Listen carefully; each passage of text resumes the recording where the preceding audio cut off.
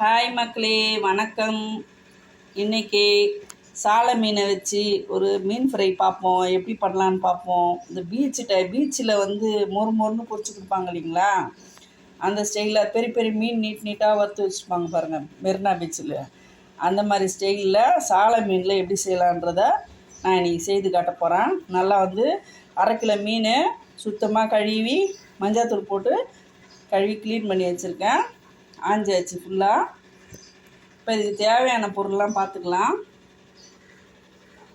ஒரு 1.5 டீஸ்பூன் கடலை மாவு, 1 டீஸ்பூன் மிளகு, ஒரு டீஸ்பூன் அரிசி மாவு, தனியாத்தூள், கார மிளகாத்தூள் ரெண்டுமே ஒரு ஸ்பூனு, கொஞ்சமாக கருவேப்பிலை பவுட்ரு, தேவையான அளவு உப்பு, ஒரு 1/2 டீஸ்பூன் மஞ்சத்தூள், கடைசியாக எலுமிச்சைப்பழம் பிழிஞ்சிக்கலாம்.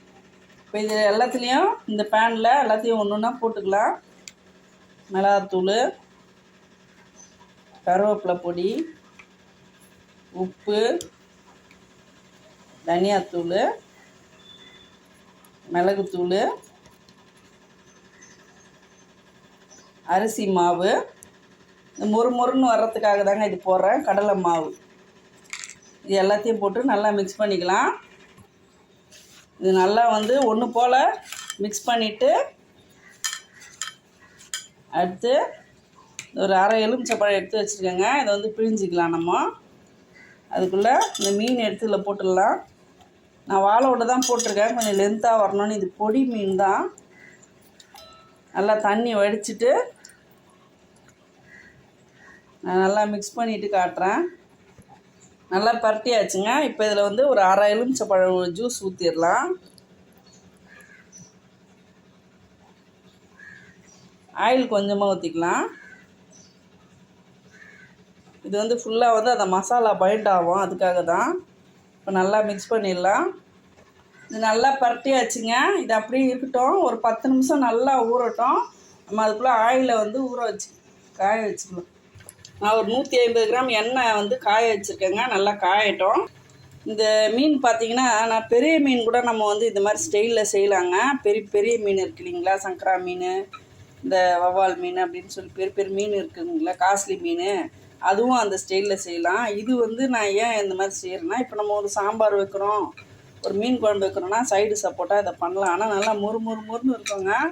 எப்படி பீச் ஓரத்தில் பொரித்து வச்சுட்டு நம்ம வந்து ரொம்ப நேரம் கழித்து வாங்கி சாப்பிடும்போது அவங்க வந்து பேப்பரில் வச்சு கொடுப்பாங்க, அப்படியே மொறுன்னு இருக்கும். நம்ம வந்து வீட்லேயே எப்படி தயாரிக்கலான்றது தான் வந்து நான் இன்றைக்கி செய்து காமிச்சிருக்கேன். நான் பொரிச்சிட்டு காட்டுறேன் பாருங்கள், உங்களுக்கு எவ்வளோ மொறுன்னு வருது பாருங்கள். பகடா மாதிரி இருக்கும். நல்லா எண்ணெய் காஞ்சிச்சுங்க. இப்போ வந்து ஒரு மீனாக எடுத்து போட்டுக்கலாம்.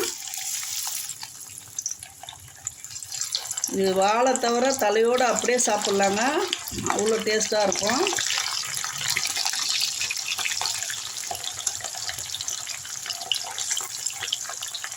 அஞ்சு பீஸாக போட்டுக்கலாம். உடனே கரண்டி போடக்கூடாதுங்க, கொஞ்ச நேரம் கழித்து தான் போடணும். ஒரு 5 நிமிஷம் ஆயிடுச்சு. அப்படியே திருப்பி விட்டுடலாம். பாருங்கள், அந்த மசாலா வந்து எண்ணெயிலையும் கரையில், மீன்லேயும் நல்லா ஒட்டிக்கிச்சு. நல்லா வந்து திருப்புறத்துக்கும் ஈஸியாக இருக்குது பாருங்கள். இப்போ எந்த மீனாக இருந்தாலும் சில மீனுங்க போட்டிங்கன்னா மசாலா போட்டாலும் எண்ணெயிலலாம் கரைஞ்சிரும், அப்படியே வந்து தூளாக உடஞ்சிரும். ஃபுல்லாக இருக்குது மீன் பொரிச்சா. இது பாருங்கள், அந்த மாதிரி எதுவுமே இல்லை. அழகாக அப்படியே பகடா எடுக்கிற மாதிரி எடுத்துடலாம். அவ்வளோதான், எடுக்கிற ஸ்டேஜுக்கு வந்துடுச்சுங்க. நிறைய பேருக்கு குழம்பு மீனை விட பொரிச்ச மீன் தான் ரொம்ப பிடிக்கும். நம்ம வந்து அவங்க மீன் சாப்பிடாதவங்களாக இருந்தால் இந்த மாதிரி பொரித்து கொடுத்துடலாங்க, நல்லா இஷ்டமாக சாப்பிடுவாங்க. இந்த மாதிரி நல்லா வந்து ஒரு ஜன்னியில் வடிகட்டிட்டு அதுக்கப்புறம் ஆயில் இருக்காது. ஆல்ரெடி ஆயில் வந்து பாருங்கள், எடுக்கும்போதே வந்து ட்ரை ஆகிடுச்சு பார்த்தீங்களா. மீனில் ஒரு சொட்டு ஆயில் இல்லை பாருங்கள். இன்னொரு ஷிஃப்ட்டு போடலாம்.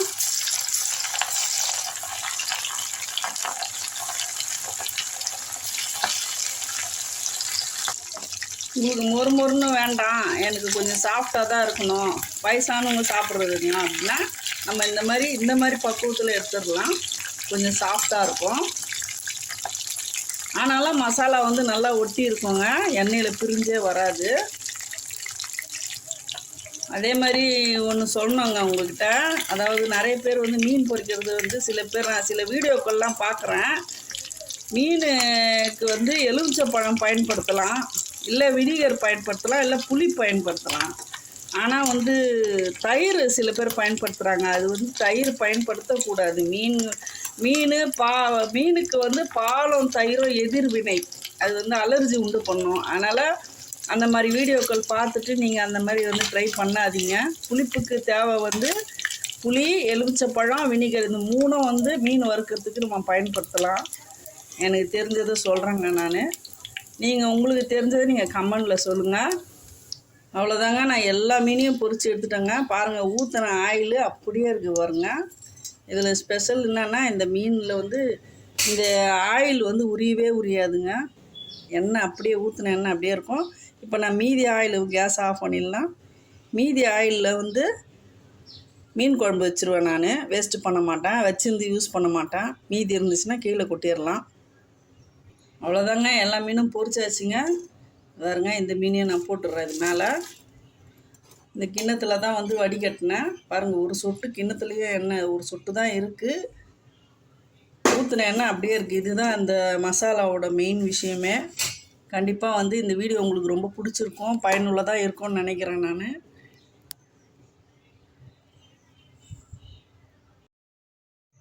வீடியோ பிடிச்சிருந்தா லைக் பண்ணுங்கள், ஷேர் பண்ணுங்கள், சப்ஸ்கிரைப் பண்ண மறக்காதீங்க.